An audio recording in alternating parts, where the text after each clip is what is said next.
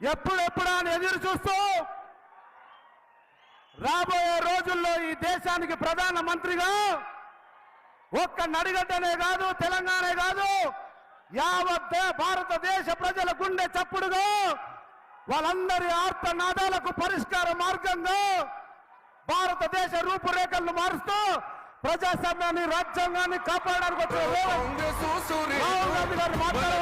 గాంధీ గారు మునగాడు వీడు భూమిన వానైతాడు, వీర సాధన ధైర్యం వీడు, దోపిడి దొంగల భరతం పడతాడు మన రాహుల్ గాంధీ దేశం బంగారు. दीपा दास मुंशी जी, रेवंत रेड्डी जी, मल्लू जी, कृष्ण राव जी, चिन्ना रेड्डी जी, संपत कुमार जी, वामशी कृष्णा जी, मेघा रेड्डी जी, नारायणन रेड्डी जी, राजेश रेड्डी जी, सरिता जी, दामोदर रेड्डी जी, शिवसेना रेड्डी जी, हमारे कैंडिडेट मल्लू रवि जी, स्टेज पे कांग्रेस पार्टी के वरिष्ठ नेता, हमारे प्यारे कार्यकर्ता, भाइयों और बहनों, प्रेस के हमारे मित्रों, आप सबका यहां बहुत बहुत गर्मी में स्वागत है। అందరికీ నమస్కారం. కాంగ్రెస్ పార్టీ కార్యకర్తలకు, ప్రెస్ మిత్రులకు అందరికీ చేతులు జోడించి నమస్కారాలు తెలియజేస్తా ఉన్నారు. ये चुनाव जो है, ये पहला ऐसा चुनाव है जिसमें कांग्रेस पार्टी और इंडिया गठबंधन संविधान की रक्षा कर रहे हैं और बीजेपी के लोग संविधान को बदलना चाहते हैं, खत्म करना चाहते हैं। ఈ ఎన్నికలు కాంగ్రెస్ పార్టీ మరి ఇండియా కూటమికి మరియు బీజేపీ మరియు ఎన్డీఏ కూటమికి మధ్య జరిగే ఎన్నిక. ఈ ఎన్నికలు ఒక సిద్ధాంతం కోసం పోరాటం జరిగే ఎన్నిక, ఒక ఆలోచన కోసం పోరాటం జరిగే ఎన్నిక అని మీకు తెలియజేస్తా ఉన్నాను. अगर देश में गरीब लोगों को कुछ मिला, पिछड़ों को, दलितों को, आदिवासियों को कुछ मिला, तो उसका कारण ये किताब हमारा संविधान है। ఈ దేశంలో మహిళలకు, బీదలకు, బడుగులకు, ఆదివాసీలకు, దళితులకు ఏదైనా లభించింది అంటే అది రాజ్యాంగం వల్ల లభించింది అని తెలియజేస్తా ఉన్నాము. अगर आपको सरकार में रोजगार मिलता है, अगर पब्लिक सेक्टर बना, अगर आपको आरक्षण मिला, तो सारा का सारा इस किताब के कारण मिला। इस किताब से पहले आपके लिए हिंदुस्तान में कोई अधिकार नहीं थे। మీకు భారతదేశంలో స్వాతంత్రం వచ్చిన తర్వాత గవర్నమెంట్ ఉద్యోగాలు దొరికినా, ఇంకా ఎటువంటి ఉపాధి దొరికినా అది మొత్తం ఈ రాజ్యాంగం వల్లే వచ్చింది అని తెలియజేస్తా ఉన్నాం. हिंदुस्तान में 50% पिछड़े वर्ग के लोग हैं, 15% दलित हैं, 8% आदिवासी हैं, 5% गरीब जनरल कास्ट के लोग हैं, 15% माइनॉरिटी के हैं। భారతదేశంలో 15% దళితులు ఉన్నారు, 8% మైనారిటీలు ఉన్నారు, 15% ఆదివాసీలు ఉన్నారు, 5% వెనుకబడినటువంటి తరగతులు ఉన్నారు. మొత్తం కలుపుకుంటే 50% మంది ఉన్నారు భారతదేశంలో అని చెప్తా ఉన్నాను. इन लोगों की रक्षा ये किताब करती है। వీళ్ళందరి యొక్క హక్కులను కాపాడేది భారత రాజ్యాంగం అని తెలియజేస్తా ఉన్నాము. और बीजेपी के लोग, नरेंद्र मोदी जी इस किताब को फाड़कर फेंकना चाहते हैं। ఈ బీజేపీ ప్రభుత్వం, బీజేపీ కూటమి భారతదేశానికి సంబంధించినటువంటి రాజ్యాంగం అనే పుస్తకాన్ని నలిపివేయాలని చూస్తా ఉంది. ये किताब अंबेडकर जी और गांधी जी ने दी।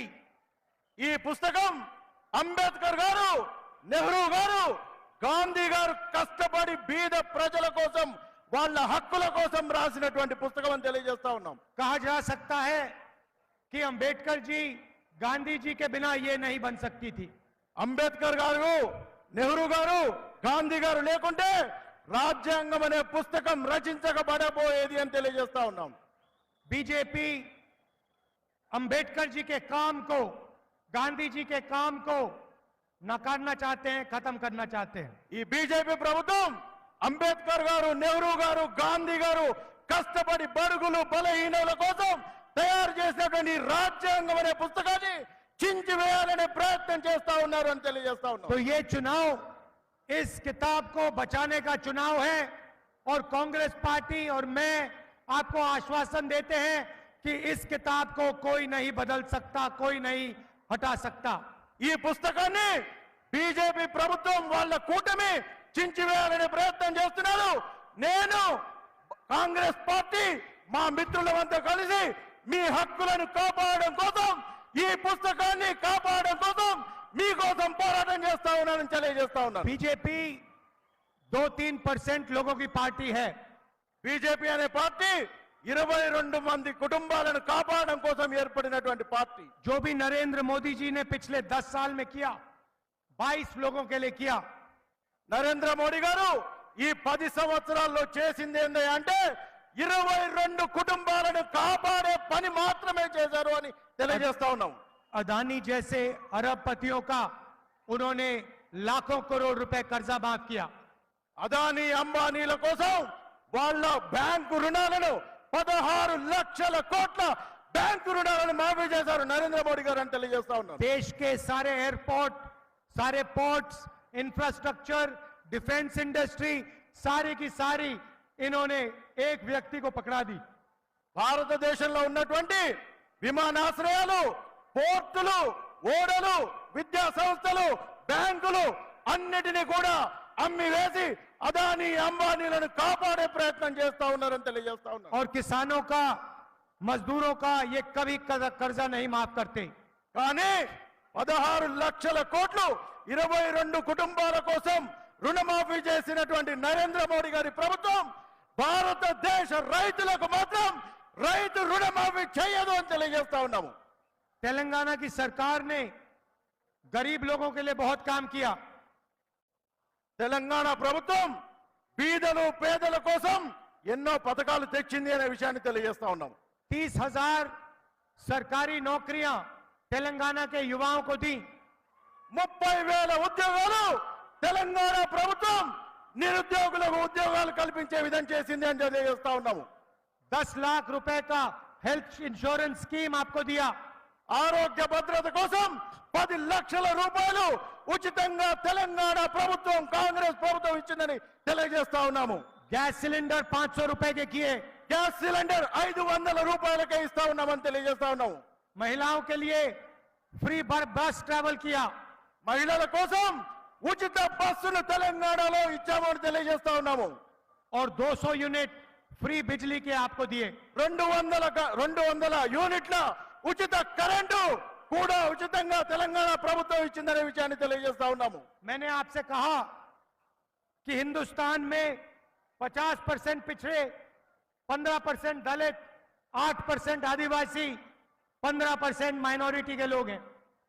తెలంగాణలో 15% దళితులు, 15% మైనారిటీలు, 8% ఇతర వర్గాలు, ఈబీసీలు వెనుకబడ్డ వాళ్ళు మొత్తం కలుపుకొని 50% వరకు ఉన్నారనే విషయాన్ని తెలియజేస్తా ఉన్నాను.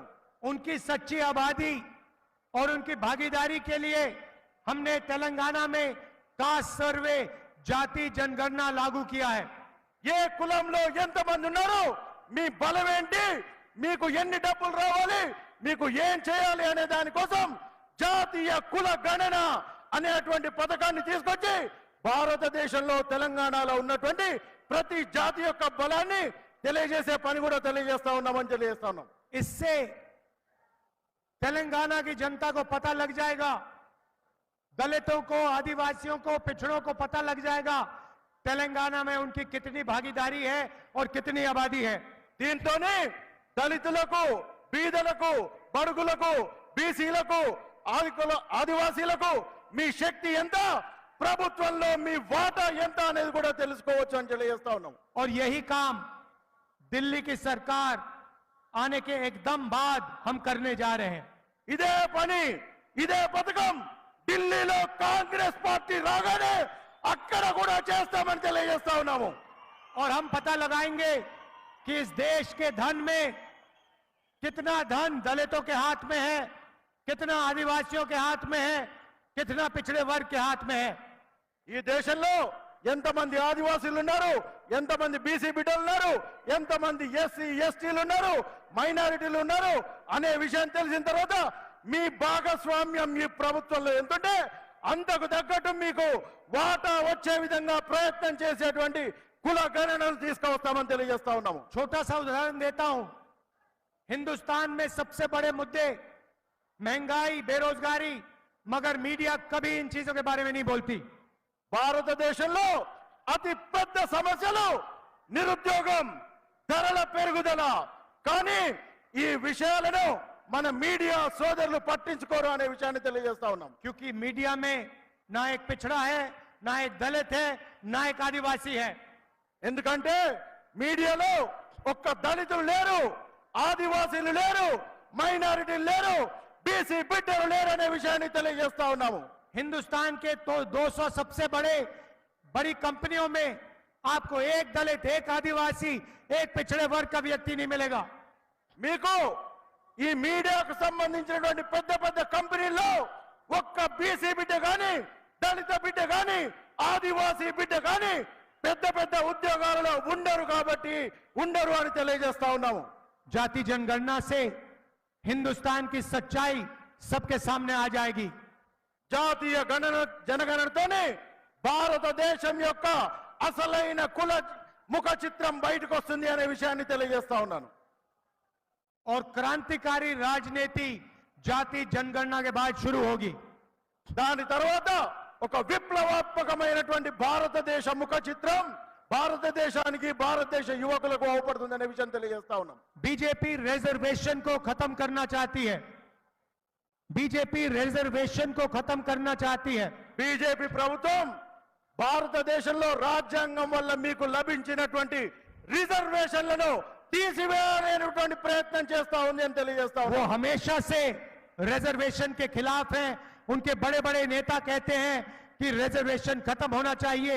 आरएसएस के सबसे बड़े नेता ने कहा कि रिजर्वेशन को खत्म कर देना चाहिए। బీజేపీ ప్రభుత్వం వాళ్ళ నాయకులు ప్రతిసారి అవకాశం దొరికినప్పుడల్లా భారతదేశంలోని రిజర్వేషన్లను తీసివేయాలి అనే మాటలు ఎన్నో పత్రికల్లో, టీవీ ఛానళ్లలో ఇదే విషయాన్ని చెప్పారు. భారతదేశంలో రిజర్వేషన్లను తీసే ప్రయత్నం మళ్ళీ చేస్తా ఉన్నారనే విషయాన్ని చెప్తా. आज 50% से ज्यादा रिजर्वेशन नहीं दिया जा सकता। 50% कैप ऑन रिजर्वेशन। ఈ రోజు 50% రిజర్వేషన్లు అమల్లో ఉన్నాయి. बीजेपी चाहती है कि रिजर्वेशन बंद हो, खत्म हो। బీజేపీ ప్రభుత్వం రిజర్వేషన్లు తీసేయాలి, రిజర్వేషన్లను మూసేయాలి అనేటువంటి ఆలోచన చేస్తా ఉంది. ये जो 50% का कैप लगा रखा है, इसे कांग्रेस पार्टी तोड़ के हटा के फेंक देगी।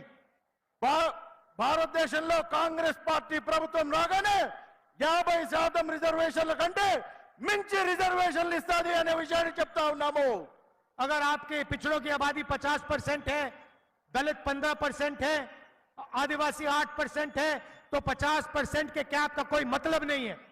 భారతదేశంలో 15% దళితులు, 15% మైనారిటీలు, 8% ఇతర బిడ్డలు ఉంటే మొత్తం కలిపి ఇక్కడే ఒక 50% రిజర్వేషన్లు అవుతా ఉందనే విషయం తెలియజేస్తా ఉన్నాను. आज मनरेगा के मजदूरों को 250 रुपए मिलता है। 250 रुपए मनरेगा को मिलता है। మన్రేగా కార్మికులకు అంటే ఉపాధి హామీ కూలీలకు ప్రతిరోజు 250 రూపాయలు మాత్రమే వస్తా ఉంది అనే విషయాన్ని తెలియజేస్తా. हमारी सरकार आएगी तो उसे हम 400 रुपए कर देंगे। మన ప్రభుత్వం రాగానే, భారతదేశంలో కాంగ్రెస్ పార్టీ ప్రభుత్వం రాగానే ఉపాధి హామీ కూలీలకు 400 రూపాయలు ఇస్తామని చెప్తా ఉన్నాము. जो महिलाओं को, विधवा महिलाओं को पेंशन मिलता है, उसे हम दुगना कर रहे हैं। We are doubling old women's pension. మహిళలకు వాళ్ళకు రావాల్సినటువంటి చేయూత పథకాన్ని డబుల్ చేస్తాము అని చెప్తా ఉన్నాము. जो यहाँ महिलाएं आई हैं, आपसे मैं कुछ कहना चाहता हूं। ఇక్కడికి వచ్చినటువంటి మహిళలకు ఒక విషయాన్ని చెప్పదలుచుకున్నాను.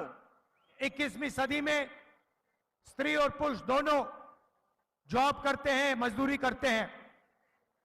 భారతదేశంలోని అన్ని కుటుంబాల్లో మహిళలు, పురుషులు ఉద్యోగాలు చేస్తూ ఉంటారు. 8 घंटे आप घर से बाहर काम करती हैं, आपके पति, आपके भाई भी 8 घंटे बाहर काम करते हैं। మీ ఇంట్లో ఉన్నటువంటి ప్రతి ఒక్కరికి ఉద్యోగం వచ్చేటువంటి పరిస్థితి ఇవాళ ఉన్నటువంటి పరిస్థితుల్లో లేదనే విషయాన్ని తెలియజేస్తా ఉన్నాను. मगर फिर आप 8 घंटे एक्स्ट्रा घर में काम करती हैं। They work 8 hours extra at home, women. కానీ మహిళలు బయట పని చేసి వచ్చిన తర్వాత కూలి చేసి వచ్చిన తర్వాత కూడా 8 గంటలు ఎక్కువ పని చేస్తారు, ఇంట్లో వంటింట్లో పని చేస్తారు, ఇంకా ఇతర పనులు చేస్తారు అని చెప్తా ఉన్నాను. तो तेलंगाना के पुरुष 8 घंटा काम करते हैं, तेलंगाना की महिलाएं 16 घंटा काम करती हैं।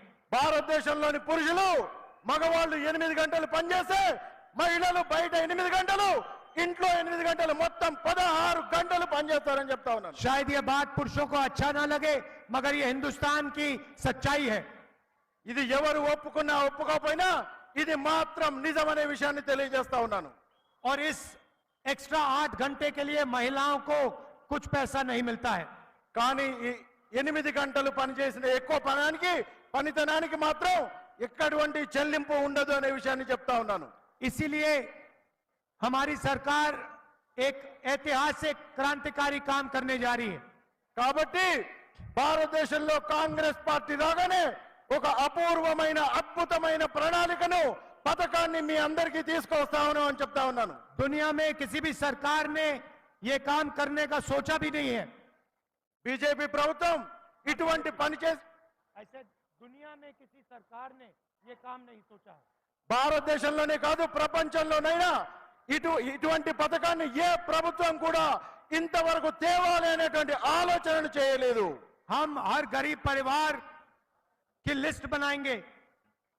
మేము భారతదేశంలో ప్రభుత్వంలోకి రాగానే భారతదేశంలో ఉన్నటువంటి ప్రతి పేద కుటుంబాన్ని ఒక లిస్ట్ తయారు చేస్తాము అని చెప్తా ఉన్నాము. हिंदुस्तान के सारे गरीब लोगों की लिस्ट बनेगी।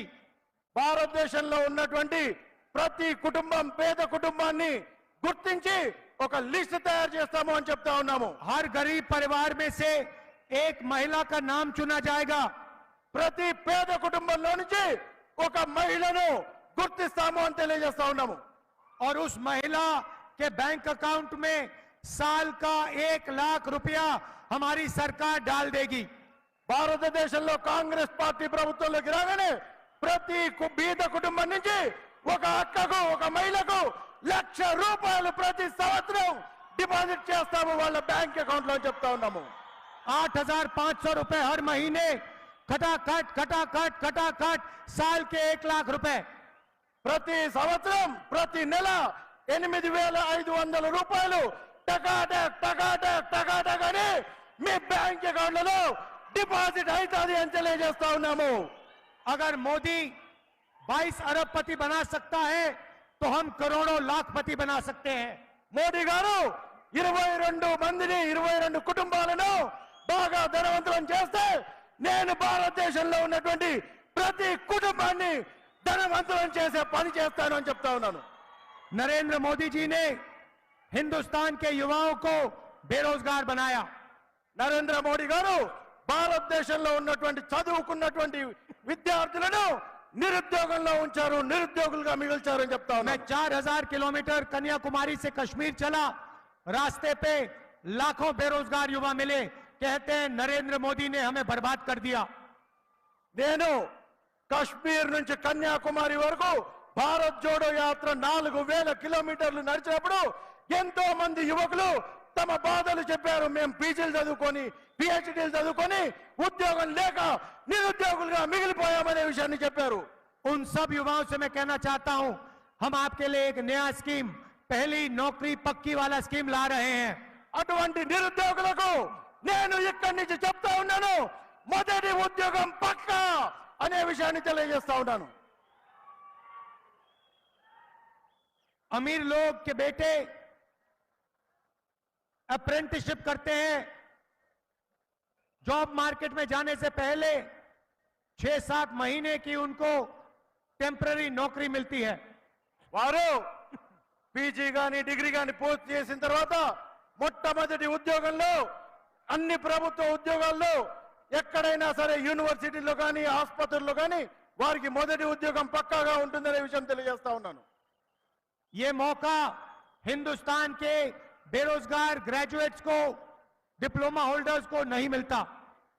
ఈ ఉద్యోగం నిరుద్యోగులు, డిప్లొమా హోల్డర్లు, పీజీలు చదివినటువంటి వాళ్లకు మొట్టమొదటిగా పక్కా ఉద్యోగం వస్తుందనే విషయం తెలియజేస్తా ఉన్నాను. इसीलिए हमारी सरकार हिंदुस्तान के सारे बेरोजगार ग्रेजुएट्स को पहली नौकरी का अधिकार देने जा रही है। కాబట్టి కాంగ్రెస్ పార్టీ ప్రభుత్వంలోకి రాగానే విద్యార్థులకు, నిరుద్యోగులకు మొదటి ఉద్యోగం పక్కా అనేటువంటి పథకాన్ని పూర్తి స్థాయిలో అమలు చేస్తుంది అనే విషయాన్ని చెప్తా ఉన్నాము. करोड़ों युवाओं को इस स्कीम का फायदा होगा।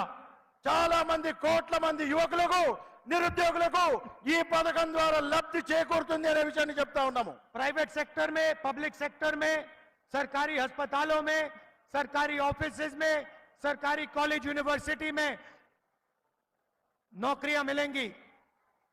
మొట్టమొదటి ఉద్యోగం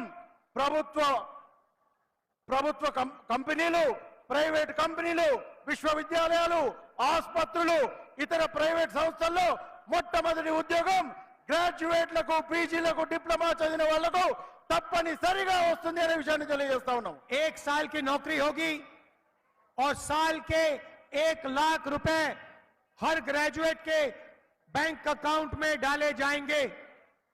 మొట్టమొదటి ఉద్యోగం ఒక సంవత్సరం ఇన్ని ప్రభుత్వ సంస్థల్లో, ప్రైవేట్ సంస్థల్లో ఉంటుంది.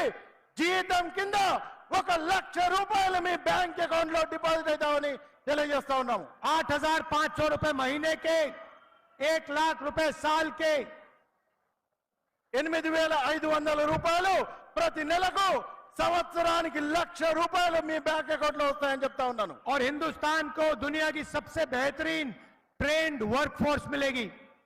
భారతదేశానికి నైపుణ్యమైనటువంటి యువ శక్తి కూడా అభివృద్ధి చెందుతుంది, తయారవుతుంది అనే విషయాన్ని తెలియజేస్తా ఉన్నాను. किसानों के बारे में थोड़ा सा बोलना चाहता हूं। किसानों के बारे में थोड़ा बोलना चाहता हूं। కిసానం రైతుల గురించి ఇప్పుడు కొన్ని విషయాలు చెప్పాలనుకుంటాను. नरेंद्र मोदी जी ने आपका कर्जा नहीं माफ किया। నరేంద్ర మోడీ గారు రైతు రుణమాఫీ మీకు చేయలేదు. याद रखिए, जब हमारी सरकार थी दिल्ली में, हमने आपका कर्जा माफ किया था। భారతదేశంలో కాంగ్రెస్ పార్టీ ప్రభుత్వంలోకి రాగానే మీకు రైతు రుణమాఫీ చేస్తామనే విషయాన్ని తెలియజేస్తా ఉన్నాము. सरकार आने के एकदम बाद हम हिंदुस्तान के किसानों का कर्जा माफ करने जा रहे हैं। భారతదేశంలో కాంగ్రెస్ పార్టీ ప్రభుత్వంలోకి రాగానే మొట్టమొదటి చర్యగా రైతులందరికీ రైతు రుణమాఫీ జరుగుతుంది అనే విషయాన్ని చెప్తా ఉన్నాము. और पहली बार हिंदुस्तान के किसानों को कानूनी मिनिमम सपोर्ट प्राइस मिलने जा रही है। భారతదేశంలో కాంగ్రెస్ పార్టీ ప్రభుత్వం రాగానే కనీస మద్దతు ధర ప్రకటించబోతుంది రైతుల కోసం అనే విషయాన్ని చెప్తా ఉన్నాము. और इससे हिंदुस्तान के सारे किसानों को जबरदस्त फायदा होने वाला है। దీంతోనే భారతదేశంలో ఉన్నటువంటి అందరి రైతులకు చాలా మంచి జరగబోతుంది అనే విషయాన్ని చెప్తా ఉన్నాము. भाइयों और बहनों, कन्याकुमारी से कश्मीर में 4,000 किलोमीटर चला। कन्याकुमारी से कश्मीर तक 4,000 किलोमीटर चला। భారతదేశంలో కశ్మీర్ నుంచి కన్యాకుమారి వరకు 4,000 కిలోమీటర్ల పాదయాత్ర చేశాను నేను అని చెప్తా ఉన్నారు. बीजेपी ने देश में नफरत फैलाई। బీజేపీ భారతదేశంలో ఎటువంటి అవినీతి చేసింది? जहां भी वो जाते हैं, एक भाई को दूसरे भाई से लड़ाते हैं। భారతదేశంలో ఉన్నటువంటి బిడ్డల మధ్య చిచ్చు పెట్టి, విద్వేషాలు రేపి, ఒకరికి గొడవలు పెట్టి కొట్లాటలు చేస్తుంది బీజేపీ పార్టీ అని చెప్తా. हमने नफरत के बाजार में मोहब्बत की दुकान खोलने का काम किया। మేము విద్వేషాల బజార్లో ప్రేమ దుకాణాన్ని ఓపెన్ తెరిచేటువంటి కార్యక్రమాన్ని పెట్టుకున్నాము అని చెప్తా ఉన్నాము. हिंदुस्तान को जोड़ने का काम किया। భారతదేశాన్ని ఏకం చేసేటువంటి పని చేస్తా ఉన్నామని చెప్తా ఉన్నాము. नफरत से किसी का फायदा नहीं होता, मोहब्बत से देश आगे बढ़ता है। విద్వేషంతో సాధించే లేదు, కానీ ప్రేమతోనే ఐక్యంగా భారతదేశం ఒక కుటుంబంగా ఉండాలని చెప్తా ఉన్నాము.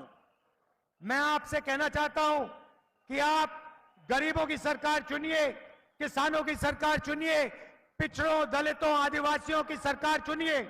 నేను మిమ్మల్ని అందరినీ కోరుతా ఉన్నాను, మీరు బీదలు, దిక్కులు, దళితులు, ఆదివాసీలు, మైనారిటీలు ఉన్నటువంటి వాళ్ళ సంక్షేమాన్ని చూసేటువంటి ప్రభుత్వాన్ని ఎన్నుకోండి అని చెప్తా ఉన్నాను. नरेंद्र मोदी जी अरबपतियों की सरकार चलाते हैं, वैसी सरकार से हिंदुस्तान का फायदा नहीं होगा। నరేంద్ర మోడీ గారు ధనవంతుల కోసం ప్రభుత్వాన్ని ఏర్పాటు చేస్తారు, ధనవంతుల కోసమే ప్రభుత్వాన్ని నడుపుతారు అని చెప్తా ఉన్నాను. దానివల్ల భారతదేశానికి ఎటువంటి మేలు జరగదు. आप सब दूर दूर से आए, इतनी गर्मी में आए, इसके लिए आपको दिल से धन्यवाद करना चाहता हूं। మీరందరూ ఎన్నో ప్రాంతాల నుంచి దూరాల నుంచి ఇంతకు ఎండకు ఓర్చుకొని ఇక్కడికి వచ్చినందుకు మీ అందరికీ ధన్యవాదాలు తెలియజేస్తా ఉన్నాను. हमारे कैंडिडेट हैं, इनको आप भारी बहुमत से जिताइए। మన క్యాండిడేట్ నాగర్ కర్నూల్ ఎంపీగా నిలబడుతున్నటువంటి డాక్టర్ మల్లు రవి గారిని భారీ మెజారిటీలో గెలిపించాలని మిమ్మల్ని ఒక్కసారి రిక్వెస్ట్ చేస్తా ఉన్నాను అని చెప్తా ఉన్నారు. जय हिंद, जय तेलंगाना। జై హింద్, జై కాంగ్రెస్.